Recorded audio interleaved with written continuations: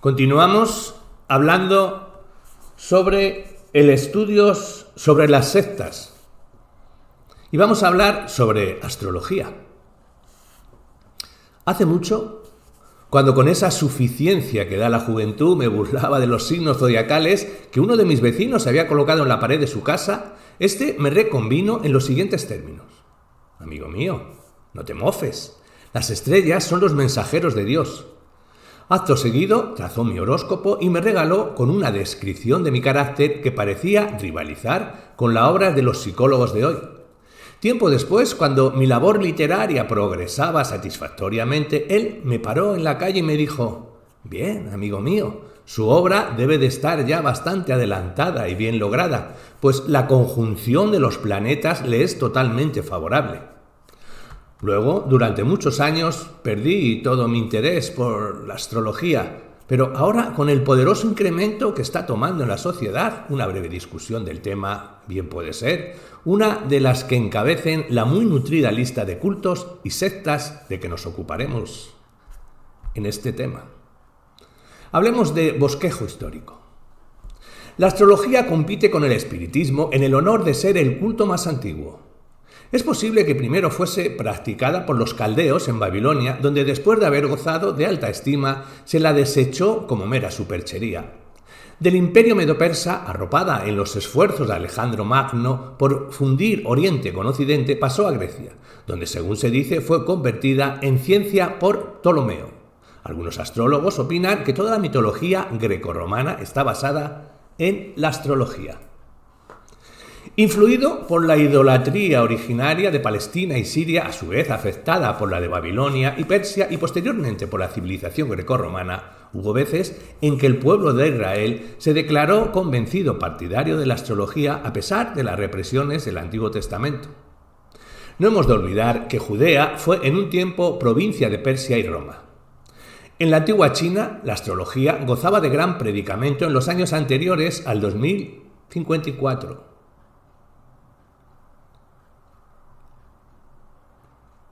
Fecha en que los astrólogos Yi y Ho fueron destituidos por equivocarse en la predicción de un eclipse solar. Entre los hindúes, los autores clásicos sobre la astrología eran Garga, Parasara y Milina, quienes dejaron tras sí una legión de comentaristas. En la India, la astrología siempre ha tenido y todavía tiene una sofocadora influencia sobre la vida de las personas. El astrólogo es quizás el funcionario más importante en la vida social y religiosa del pueblo. No hay boda que se celebre sin los horóscopos de la novia y del novio que no armonizan. Ningún acontecimiento social o doméstico de importancia puede llevarse a cabo, en especial las ceremonias religiosas de cierto rango, si no es en los días y a las horas llamados favorables.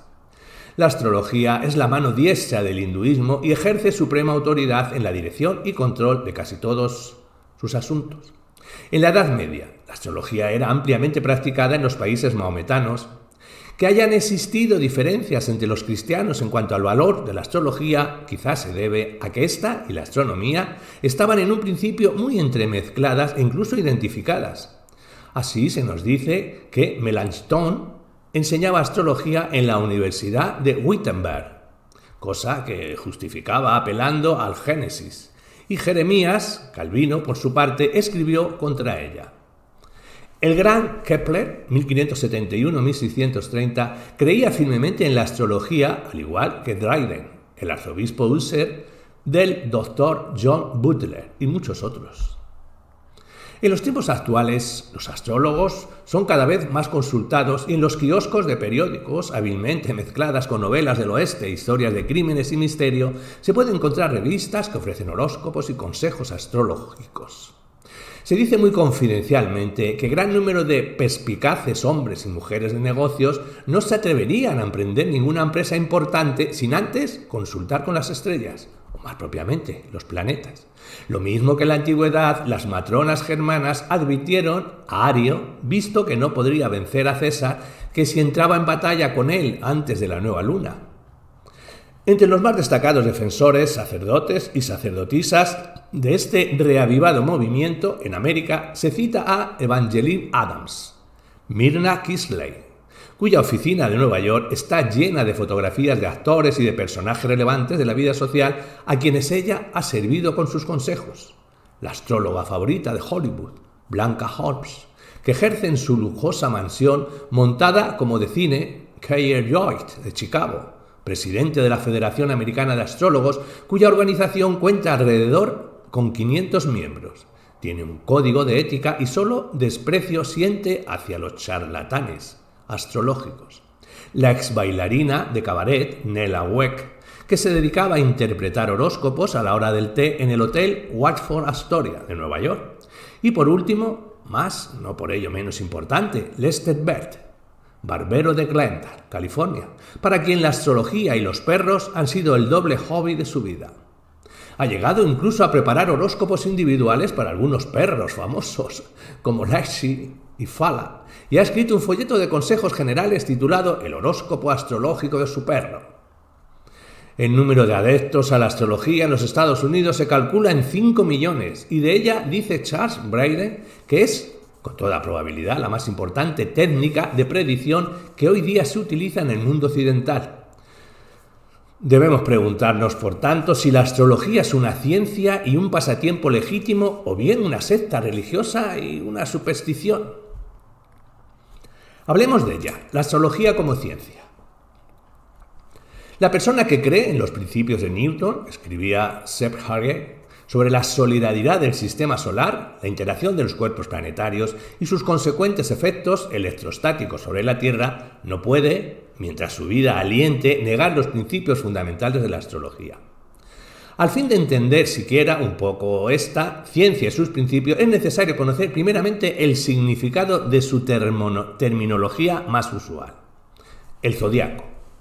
Esto es, una zona o faja celeste imaginaria a través de la cual el Sol y los planetas recorren su curso anual aparente alrededor de la Tierra.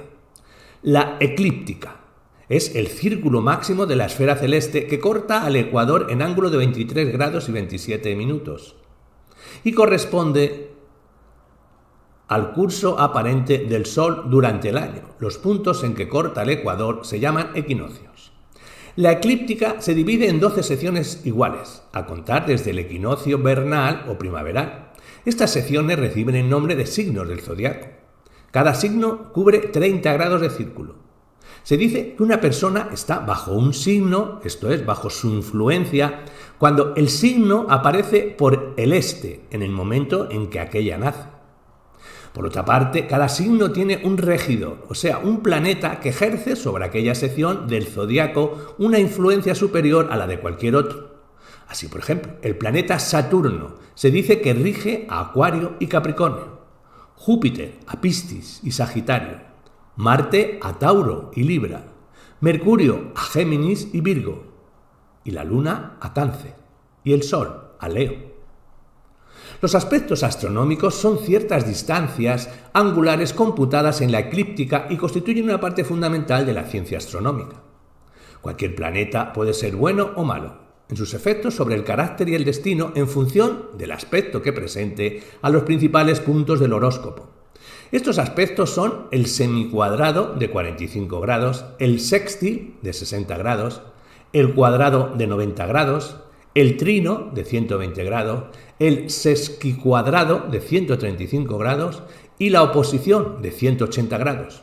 Los aspectos buenos son el trino y el sextil, y los malos, consiguientemente, el semicuadrado, cuadrado, sesquicuadrado y la oposición. Luego también existe la conjunción o situación relativa de dos o más cuerpos celestes cuando están en la misma longitud, esto es, cuando se hallan en el mismo grado o parte del signo. Los planetas en conjunción actúan según sus naturalezas simples, pero cuando están en aspecto es este el que determina el signo, positivo o negativo, de su actuación. Otro término astrológico es el de casa celeste. Si nos volvemos de cara al sur, el círculo imaginario que pasa exactamente sobre nuestra cabeza se llama vertical primario, que dividido en 12 partes iguales, para usos astrológicos, nos da las casas celestes, 6 de ellas sobre el horizonte y 6 por debajo. Por último tenemos el término horóscopo, del griego hora, tiempo, y scopo, examinar. Un horóscopo es una carta astronómica de la posición de los planetas entre sí en un momento dado, especialmente al tiempo del nacimiento de una persona, posición que determina su destino o al menos puede influir en él. Hacer un horóscopo es trazar la antedicha carta astronómica de modo que de ella se pueda deducir la influencia que las estrellas y planetas ejercerán sobre la vida de una persona. Las instrucciones se dan en los libros de astrología para que el principiante pueda hacer su propio horóscopo y son, o así las ha encontrado el autor, difíciles de entender y desconcertantes. Advierten repetidamente que se requiere para ello largos años de diligente estudio de la trigonometría y ciencias afines. Por lo tanto, no es de extrañar lo más mínimo que el americano medio prefiera comprar una de las muchas revistas que sin mayor complicación y con muchos meses por delante le aconsejarán o le advertirán sobre qué es lo que debe hacer y qué no. ¿Y qué pretende la astrología? Las pretensiones de los astrólogos son verdaderamente asombrosas. Uno lee de planetas cuya naturaleza es mala y de otros cuya influencia fundamental es saludable. Pero como a cada planeta se le dan dos cosas y casas que modifican su influencia mientras se halla en ellas, la influencia mala de un planeta malo puede ser neutralizada o amortiguada bajo ciertas condiciones astronómicas. Cuando uno recuerda que Dios hizo buenas todas las cosas, incluidos los planetas, no puede menos que preguntarse si esta maligna influencia está basada en hechos. Se dice que Urano causa la muerte por catástrofes repentinas, que Neptuno por asesinato, que Saturno por golpes o caídas, que Marte por cortes, quemaduras y hemorragias. Asimismo, uno lee que los planetas beneficios son Júpiter, Venus, el Sol y la Luna, que producen buenos efectos cuando están en buena posición con otro planeta o se hallan en un signo concordante, pero que incluso estos mismos planetas benéficos son invariablemente funestos cuando están en aspecto cuadrado. Pero el tema se hace más intrincado cuando uno lee acerca de la influencia que, según se dice, ejercen los planetas cuando se dan entre ellos determinadas condiciones. Así, la estatura de una persona, sus facciones, nariz, boca, color del cabello, se atribuyen al signo del zodiaco bajo el que nació. Cuando la cuarta casa está ocupada por planetas benéficos, es señal de que habrá paz y tranquilidad en la vejez o al final de la vida, según esté determinado que sea larga o corta. Por estas interacciones o influencia recíproca de los planetas estrella, dicen los astrólogos que pueden predecir cómo evolucionará el carácter de una persona, cuándo sucederán determinados acontecimientos y cuáles pueden ser las reacciones humanas consiguientes. Con semejante conocimiento esotérico a su disposición, no vacilan en ofrecer su consejo en cuanto a si es conveniente o no el matrimonio entre ciertas parejas. Quienes se sientan desgraciados en su matrimonio, comparen sus horóscopos y descubrirán los signos de la discordia a los que se ha hecho referencia más arriba. Júpiter, en aspecto favorable con la Luna, desde la 11ª casa vaticina que los amigos, consejeros y cooperadores harán ganar, porque la casa 11ª, cuando su aspecto con la Luna es bueno, acostumbra a significar provecho y beneficio para los que siguen cualquier tipo de asociación. En caso de que el aspecto sea malo, pérdida será la consecuencia. No hay actividad humana en la que los astrólogos no puedan mediar con sus provechosos consejos. La conveniencia de viajar por mar o por tierra, el peligro del naufragio. Esto quedan indicados por la posición de los planetas. Cuando el Sol está en la misma longitud que sus planetas maléficos, advierte qué clase de personas deben ser rehuidas como probables causantes de desdichas y prejuicios.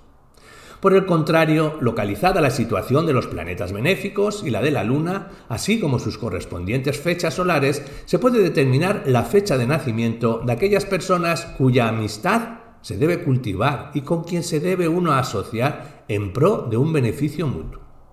Los astrólogos, por la posición de los planetas en las diferentes casas, pretenden predecir no solo que el fin de una persona determinada esté próximo, sino también si la muerte llegará pacíficamente y en un ambiente de tranquilidad o no. Incluso puede predecirse la causa que producirá la muerte. Las épocas de buena o mala suerte se determinan con relación al orto o caso y paso de los planetas por el meridiano después del nacimiento. De este modo, los planetas son llevados a ocupar sus posiciones o aspectos en la raíz u horóscopo de nacimiento. Este método tan intrincado se dice que fue descubierto por Ptolomeo y confirmado por Kepler. Además de todo esto, existen los efectos de tránsito, o sea, el paso de los planetas sobre la posición que ocupa el significador, el planeta que rige la casa, en el momento del nacimiento. Así se dice que los eclipses lunares o solares afectan gravemente a la salud cuando coinciden en la posición de algún significador en el horóscopo del nacimiento.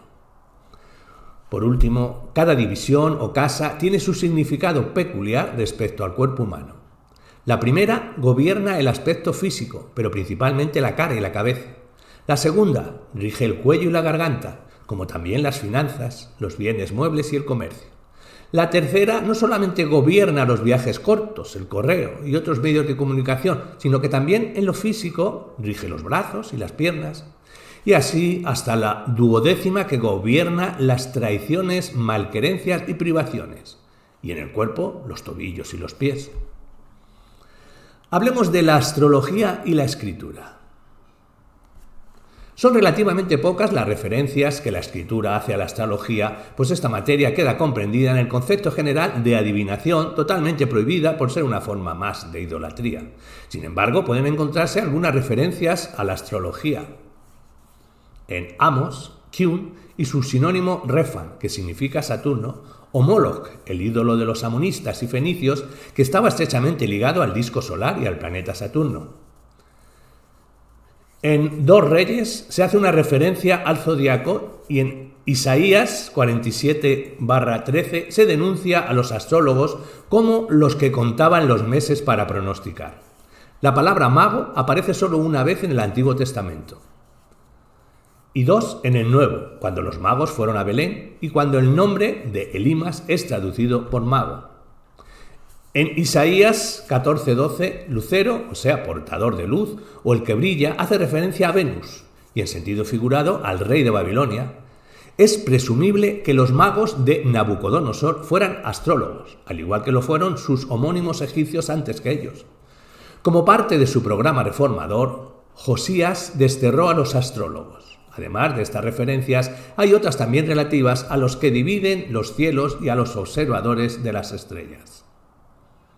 Hablemos de los magos, del capítulo 2 de San Mateo.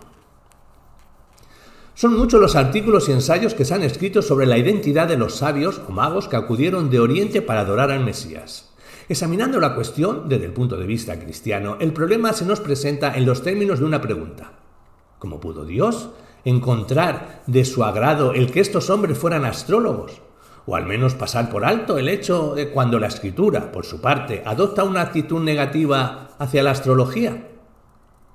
Dado que la cuestión de los magos se presenta bajo un aspecto escueto y resumido, apenas existen datos y detalles por los que regirse. De todas formas, es universalmente admitido que estos sabios eran astrólogos. En cuanto a su origen, las opiniones varían en gran manera. Se han sugerido varios países como patria de los magos: Persia, Parsia, Babilonia e incluso Egipto. Tertuliano se inclinó por Arabia, basándose en el Salmo 72. Así, no sabemos si se trataba de sacerdotes de Zoroastro y consecuentemente monoteístas o sacerdotes babilónicos, o si independientemente de su raza eran una casta sacerdotal propensa a la magia. Tampoco podemos determinar si la palabra magos, en Mateo 2, se emplea en el sentido original favorable de que gozaba en la antigüedad, o si por el contrario su utilización entraña el sentido adverso que posteriormente adquirió. Igualmente tampoco podemos decir si el conocimiento anticipado que los sabios tenían acerca del nacimiento de un rey judío procedía de la profecía de Balaam, o si puede atribuirse a la expectación mesiánica tan patente en el Israel de aquellos días. Referente a la naturaleza del fenómeno sideral que impulsó a los sabios a dirigirse a Palestina y al hecho de la aparición y desaparición de la estrella, se han sugerido múltiples teorías, pero todas hipotéticas. Como una estrella puede apararse sobre una casa, es un misterio. Quizá la mejor conclusión sea lo que Bendeck dice en el Dictionary of Bible de Hastings. Hemos de suponer que los magos, cualquiera que fuese su nacionalidad, dedujeron de fuentes judías el nacimiento de un rey de los judíos. Parece cierto que la venida del Mesías había creado un clima de expectación entre los judíos de aquel tiempo. Y aunque el sentir general en Oriente de que un Mesías judío conquistaría el mundo es solamente atestiguado durante un periodo posterior. Si las autoridades judías hubieran sido consultadas sobre la aparición de un fenómeno astronómico excepcional, es seguro que lo hubiesen explicado con relación al Mesías. El mismo autor añade: el recién nacido rey de los judíos recibe el homenaje de los sabios de Oriente y de las ideas de estos, aparte de la referencia a la estrella que no implica opinión astrológica alguna, no se nos dice nada, ni se les alaba ni se les censura. A esta declaración se le podría añadir lo que Smith dice en su Dictionary of the Bible. Los magos del capítulo 2 de Mateo parece que eran astrónomos y astrólogos a su tiempo, pero no significa que por ello se valieran conscientemente de superchería o fraude alguno en sus esfuerzos por el logro de un conocimiento más elevado. Quizás sea apropiado citar aquí la conclusión de Pedro en Hechos 10:35, sino que en toda nación se agrada del que le teme y hace justicia, de las cuales el doctor Charles Herman escribió: las palabras iniciales de Pedro han sido extraordinariamente mal interpretadas. Él no quiso dar a entender que Cornelio era ya salvo, ni que en todas las naciones los hombres puedan salvarse sin conocimiento alguno de Cristo, sino por Cristo los hombres de cualquier nación pueden ser salvos aun no siendo judíos. Pedro habría aprendido que los hombres como Cornelio eran aceptables a Dios en el sentido de que cuando se les ofreciera el Evangelio podrían ser salvos. Pero Pedro no había aprendido todavía que un gentil depravado también podía ser salvo, y no solo los piadosos, buenos y devotos. En otras palabras, quienes viven de acuerdo con la luz natural que han recibido no son entregados a una mente depravada, sino que son aptos para recibir mayor la luz. Así pues, concluiremos este punto con el título y bosquejo de un sermón: Los sabios y la palabra de Dios, del fallecido Gilles de Camp. Los sabios fueron atraídos por la palabra de Dios en la naturaleza, guiados por la palabra de Dios en la Escritura y movidos a adorar a la palabra de Dios encarnada. Hagamos una conclusión sobre este tema. Las revistas populares, que con varios meses de antelación ofrecen sus consejos astrológicos sin tener en cuenta los datos individuales y lugares de nacimiento de cada uno, no tienen valor alguno, ni son dignas de crédito, incluso desde el punto de vista de la astrología formal, pues punto fundamental de esta es la convicción de que sobre cada persona pesa la influencia del signo bajo el cual nació. La astrología es de origen cuasi religioso, pagano e idólatra. Los babilonios dividían el zodiaco en 3 secciones que eran controladas por sus 3 dioses principales. Lo que ocurría en la tierra se ajustaba exactamente a lo que ocurría en el cielo. Los griegos conocían gran número de planetas y los colocaban bajo el poder gobernante de sus ídolos, Neptuno, Venus, Marte. Se suponía que cada uno de estos dioses manejaba su planeta según conviniera a sus propios intereses. Maunder cita a uno de los principales astrólogos aún vivo, como sigue: el verdadero astrólogo cree que el Sol es el cuerpo del logos de su sistema solar. En él vivimos y nos movemos y somos. Los planetas, que son modificaciones de la conciencia del logos, son sus ángeles. El autor americano de un libro de texto sobre astrología no tenía empacho en reconocer que todos los días, al mediodía, subía a la terraza de su casa para adorar al sol. Merece notarse que en las portadas de las revistas que se editan sobre astrología se anuncian simultáneamente libros que tratan de quiromancia y otras muchas supersticiones y citan para ello pasajes de la Escritura, tales como: pero el que profetiza habla a los hombres para edificación, exhortación y consolación. La división astrológica en 12 casas es, como muy bien dice Rogers, totalmente arbitraria. Como quiera que una profecía solo puede ser correcta o falsa, siempre existe un 50% en favor de los astrólogos. Es frecuente que 2 gemelos, que lógicamente nacen bajo idénticas condiciones planetarias, sean en su vida por completo distintos en carácter y personalidad. Astrology and You de Carol Reicher encabeza cada una de sus 6 partes con las siguientes palabras: las estrellas impelen, no compelen. Lo que tú hagas con tu vida es de tu absoluta responsabilidad. Pero esto no excluye el hecho de que la confianza que se debe prestar a los hallazgos de la astrología hace depender al hombre más del hado que de Dios. La obediencia a la guía orientadora del Espíritu Santo es sustituida por la abyecta sumisión a las fuerzas ciegas de la naturaleza. En la cubierta del libro de Richard se lee: aprende cómo triunfar en la vida y ser más feliz. Descubre el mensaje que las estrellas tienen para ti. Desvela la influencia que las estrellas ejercen sobre tu futuro. Pero nosotros sabemos que un niño adquiere su mal o buen carácter no por el sol, la luna o los planetas, sino por la herencia y el mal ejemplo de quienes le rodean. Y el cristianismo lo dirige al poder renovador y a la gracia santificante del Espíritu Santo.